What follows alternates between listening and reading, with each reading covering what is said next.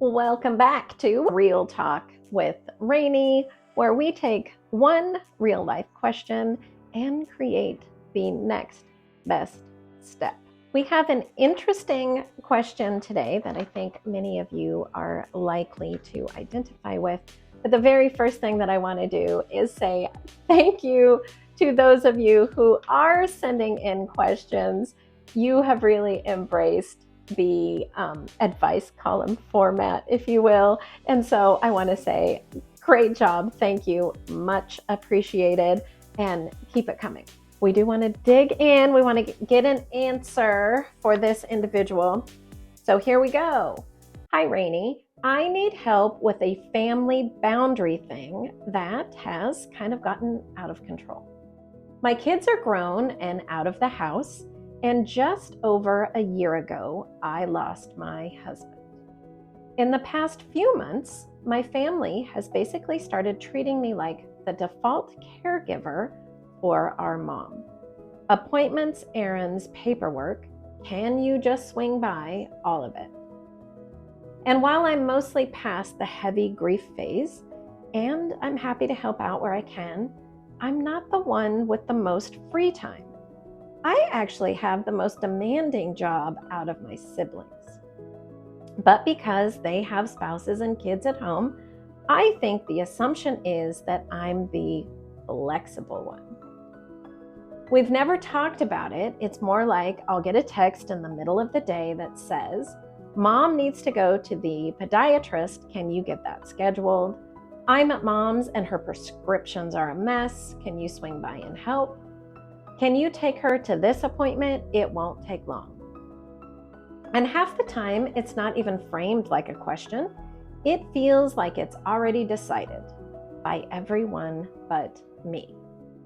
I love my mom and I really do want to help, but I'm also starting to feel resentful. And then I feel guilty for feeling resentful. And I don't want to rock the boat, but I also can't keep doing it like this. I'm not sure if I'm right or wrong. I just need something to change. Can you help me? And it's signed, Tired of Being the Default. How many times have you felt like the default? One thing that came to mind for me was not in a family situation necessarily, but at work. So as we walk through this, I want you all to think about this and which side of the situation are you on? Are you the one that's assuming that someone should just be able to do it based on your perception of what their lifestyle is? Or do you feel like others are perceiving you as more available than maybe you are? So I do want to first open this, and we're going to call this person default. I have nothing else to call her. And I do want to just offer my condolences. You say you're past the heavy grief phase, but you are still in a grieving phase, more than likely. And it sounds like you also have a demanding job. And now this added, I don't want to say burden, but you do feel like something's being put upon you that you had no say in, right? That you feel like you're being taken advantage of. So let's see if we can come up with some answers for you that will relieve some of that. So we need to do some prep. And your preparation is going to be, I just want you to get a piece of paper, a pen, and your calendar.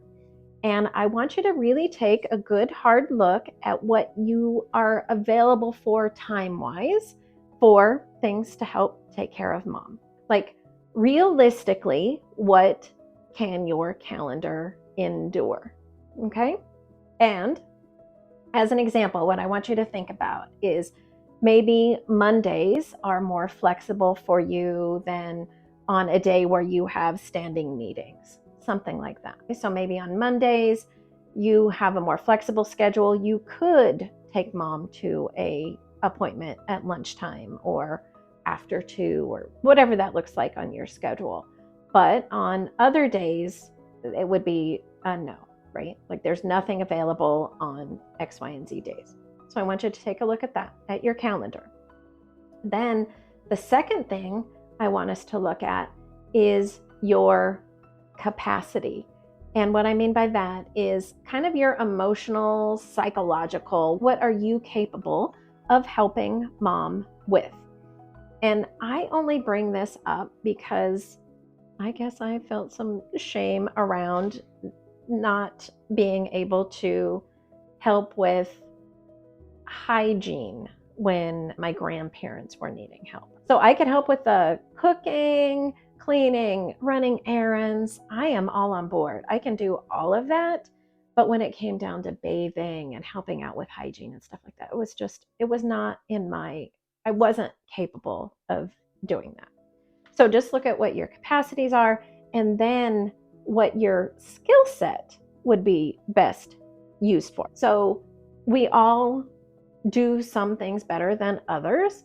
So those things that you are good at, how could that best be used in this scenario? So I want you to have all of that at hand.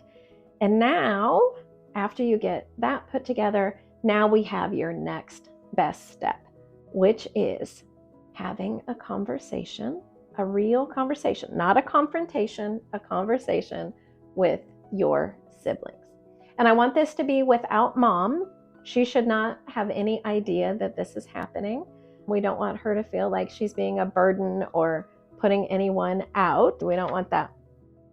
But have this data that you've put together for yourself and just let them know that, I'm taking a look at my calendar. I've really looked at this and I can help mom on X, Y, and Z days. And I really feel like if I could do the scheduling, that would be a great fit for me. I think I could do that well and create a calendar that then everyone can see. Susie, what days would be best for you if mom needs an appointment during the day, something like that. This is a negotiation. Okay? So you are kind of opening up negotiations here. But what you also need to have, based on the list that you've made, are some non-negotiables for yourself. So say that Wednesday, I can't do anything on Wednesdays.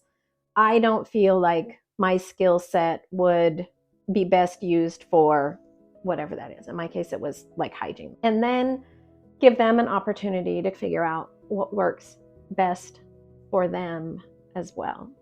And like I said, this should not be a confrontation. You're not telling them, hey, you're taking advantage of me. I feel like I'm being put upon. You're just going to let them know. I think that we could really work together to make this workable for everybody and use everybody's skill set to everyone's best advantage, especially moms, right? Because the truth is, you do have help. All of you have help. And you're very blessed in that arena. You're not only children. You're not having to do this all on your own. You can share some of the duties and responsibilities, and you still have your mom here with you. So count your blessings while you are doing this, and I think that you will be able to come up with a great answer and keep everybody happy at the same time, especially your mom. I hope that is helpful, and I would love to hear if you try this and how it works out for you. And if you have a question that you would like answered, you can drop me a comment and we can connect. You can also find my email link in my bio, or you can just go to resourcefulraini.com and reach out to me there. Would love to hear your questions. I am Resourceful Raini, and here is to fresh starts and fearless moves. I will see you next time.